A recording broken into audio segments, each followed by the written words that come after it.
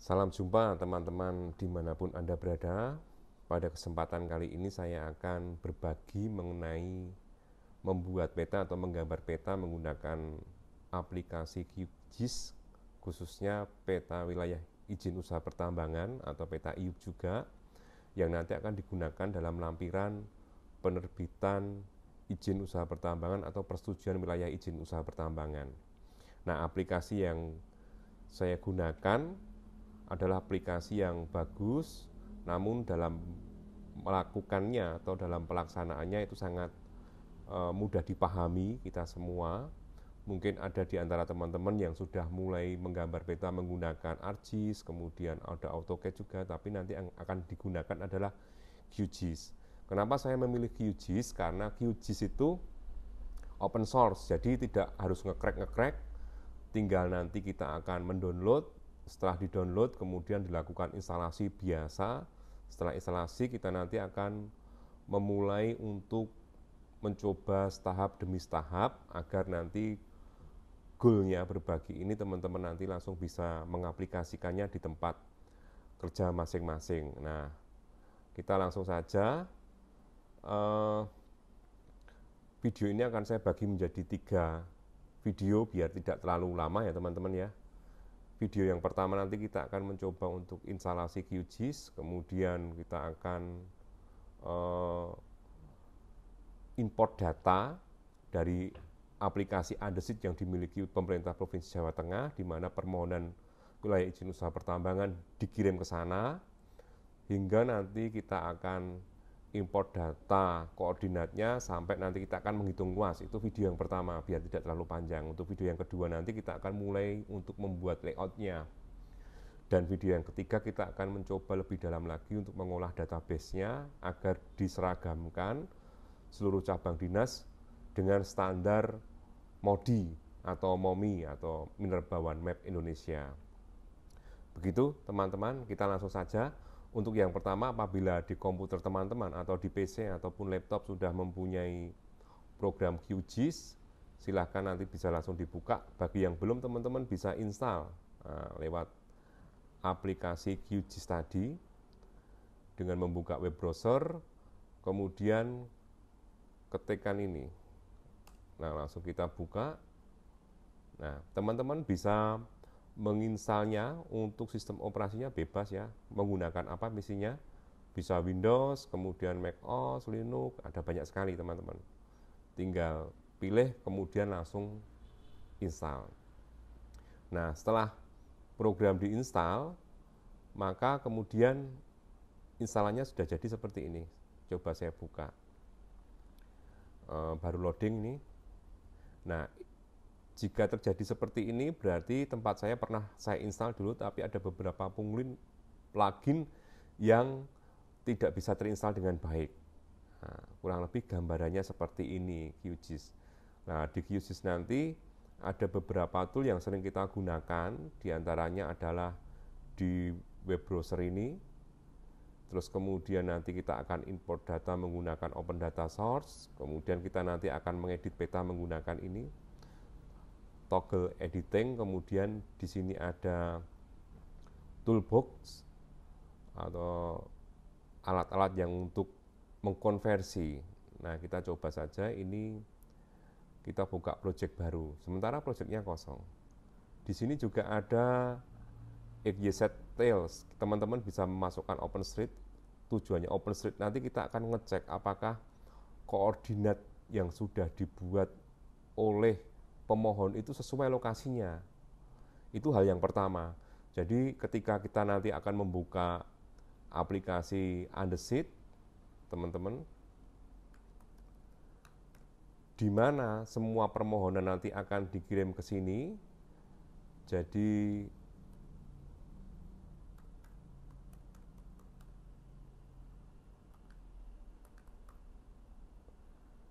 kita akan mencocokkan yang pertama.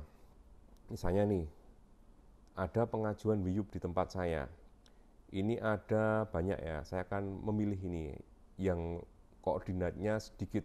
Nanti yang koordinatnya banyak, tentu sama saja prinsipnya, ini mempermudah. Hal yang pertama yang akan kita lihat adalah nanti di sini, di download koordinatnya, ini sudah turun. Kemudian dicocokkan dengan peta permohonannya, teman-teman. Ini sudah terbuka. Ini adalah pengecekan awal sekali.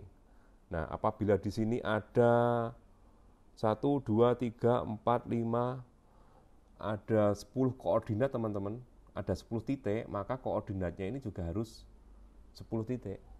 Apabila tidak, jumlahnya tidak 10 titik, maka nanti diminta pemohon itu untuk memperbaiki berkasnya. Ini kita hitung 1, 2, 3, 4, 5, 6, 7, 8, 9, 10. Sudah cocok. Nah, kalau jumlah titik koordinatnya sudah cocok, langkah berikutnya kita akan melihat apakah lokasi yang dimohon itu sama dengan koordinatnya. Nah, di QGIS ini kita bisa import data bentuknya CSV, asalkan kita harus mengkonversi koordinat-koordinatnya ini. Saya kira juga sama dengan ArcGIS ya, tekniknya ya. Kita nanti akan mengkonversi dari yang menit, detik atau derajat menit detik hanya menjadi derajat saja, sehingga nanti 7, terus kemudian 109, kita untuk mengamankan koordinat ini maka kita save as dulu. Kemudian kita akan menyimpannya, saya akan mempermudah. Ini tadi kita cek nama perusahaannya itu Daya Alam Abadi, maka saya akan membuat di desktop sini folder baru CV Daya Alam Abadi. Nah, ini juga penting untuk manajemen data kita ya. Teman-teman nanti bisa meletakkan dimanapun. Kemudian yang atas ini kita beri nama koordinat.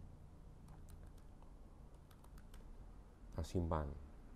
Nah, bagaimana cara mengkonversinya? Gampang, teman-teman. Kalau untuk yang 7 derajat, ini harus minus. Karena apa? Ini berada di bawah garis khatulistiwa. Apabila khatulistiwanya ini berada di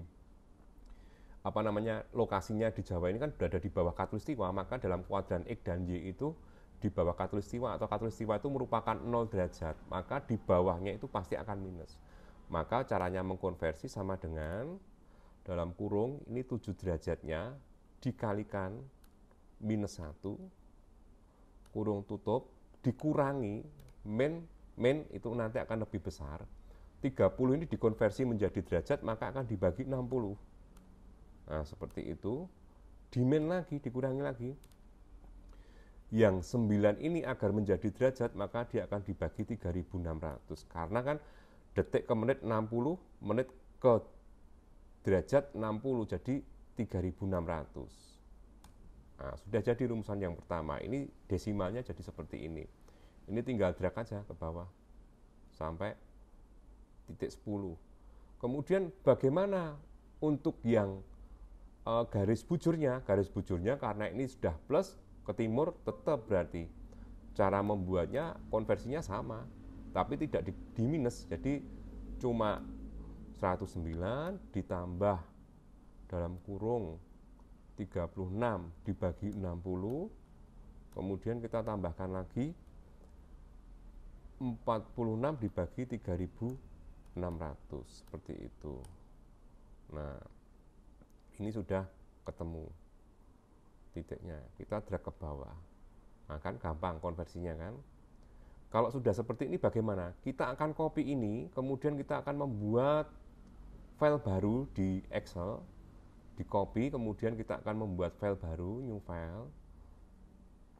Nah, kita akan pastekan, tapi atas ini row-nya diberi 1 row, ini diberi 1 row. Nanti untuk membuat atributnya, ini kemudian kita paste, tapi pastenya spesial, yaitu value, hanya angkanya saja. Nah, ini sudah kita pastekan angkanya saja. Kemudian kita beri atribut apa? Nanti ada fungsinya, teman-teman. Ini nanti di peta akan masuk atributnya ya. Misalnya ini titik besar semua. Nah, ini jangan terbalik. Kalau dalam rumus matematika itu kan X lebih dulu dibandingkan Y-nya. Nah, X-nya itu garis bujur itu merupakan X, maka ini kemudian dipindahkan ke sebelah sini. Kalau terbalik nanti maka petanya juga akan terbalik. Nah, seperti ini. Maka ini sudah disebut dengan garis X, kemudian yang atas ke bawah garis lintang itu merupakan garis Y. Nah, kemudian ini kita beri nama T1. biasanya T ya, ada yang P, tetapi kita standarkan semua ini menggunakan T.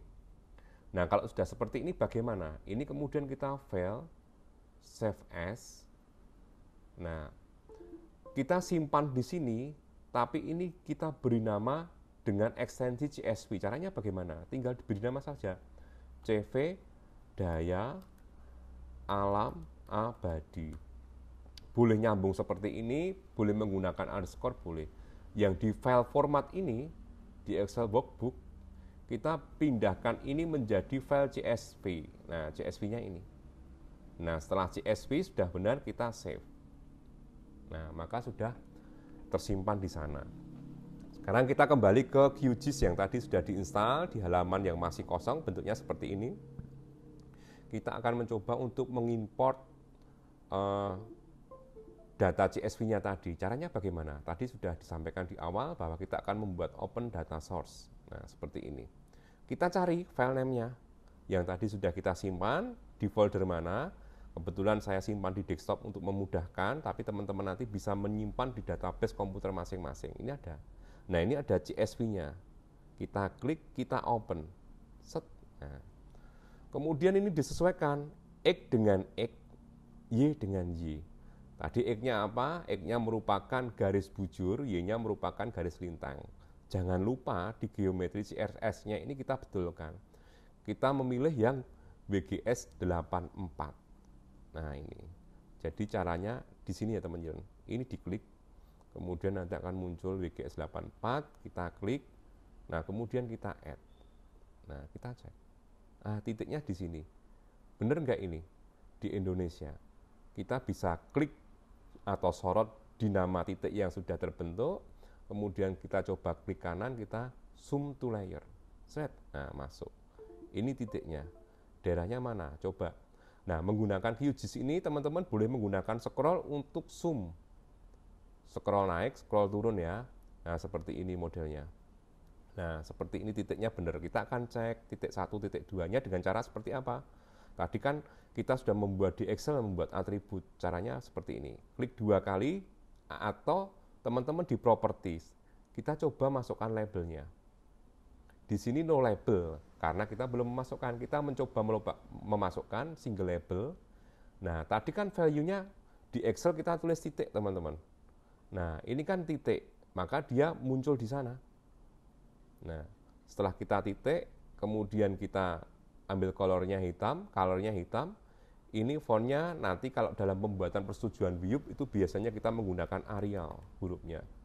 Untuk size-nya disesuaikan nanti dalam layout petanya. Kemudian kita oke. Nah, ini T1, T2, T3 sampai T10-nya di sini.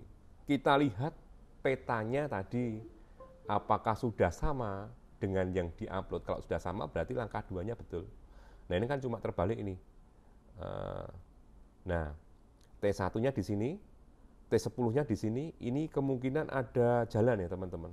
Bener nggak? Nah, fungsinya open street map ini melihat seperti ini ada jalannya. Ini baru seperti ini teman-teman. Kita untuk membuat poligon ini, maka kita harus mengkonversi titik-titik ini menjadi line atau garis. Nah, caranya bagaimana?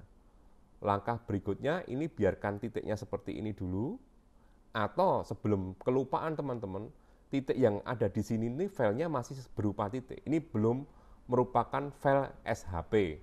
Maka ini bisa kita ekspor menjadi file SHP. Caranya sorot, kemudian klik kanan, ini diekspor, save future as. Teman-teman boleh memilih formatnya apapun di sini. Banyak ini ya. Bisa bahkan AutoCAD bisa, terus kemudian GPX. Nah, ini bisa kalau misalnya kita mau tracking ke lapangan menggunakan GPS, kita menggunakan itu dulu baru kemudian kita ekspor melalui Garmin. Kita menggunakan save file.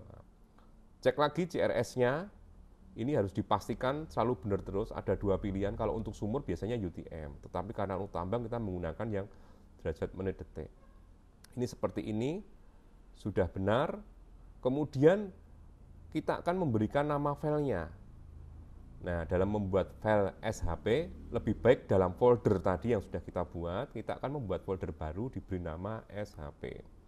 Tapi teman-teman terserah mau memberikan nama apa, karena file SHP itu kan ada 5 file teman-teman. Makanya harus dikurung, harus dibuatkan kandang sendiri atau folder sendiri nanti biar tidak terpecah-pecah. Kemudian kita beri nama layernya nanti adalah poin CV daya alam abadi. Yang pertama poin, untuk membedakan nanti yang poligon. Teman-teman boleh menggunakan nama lain, misalnya menggunakan underscore, hanya pemisahnya jangan spasi teman-teman. Kalau SHP harus menggunakan underscore. Kemudian kita save, ini kita oke. Nah, otomatis kita sudah mempunyai titik poin, maka ini boleh tidak dipakai, ini harus kita keluarkan atau remove layer biar tidak mengganggu. Nah, seperti ini.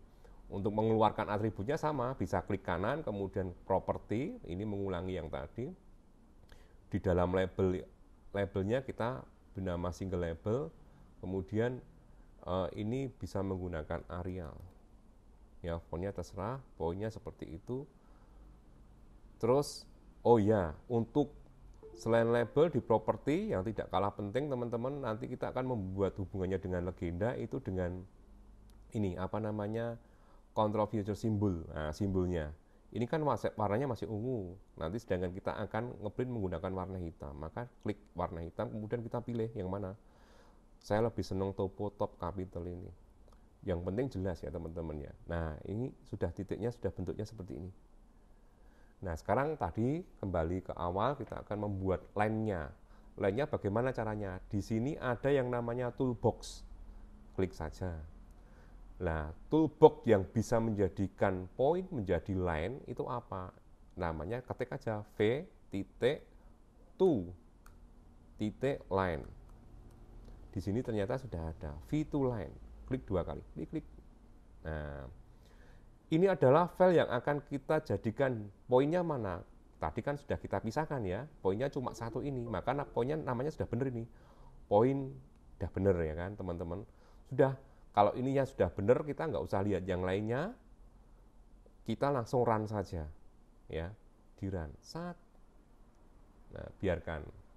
Nanti akan terjadi error-error karena itu merupakan mengalami tumpang tindih. Nanti yang harus kita rapikan. Nah, bentuknya seperti ini.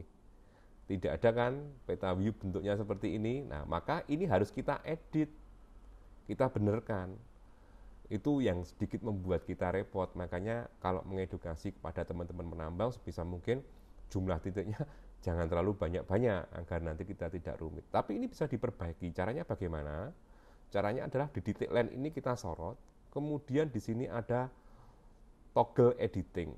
Klik. Nah, sampai hidup seperti ini. Kita akan menghapus garis-garis yang tidak terpakai. Menggunakan apa? Nah, select ini.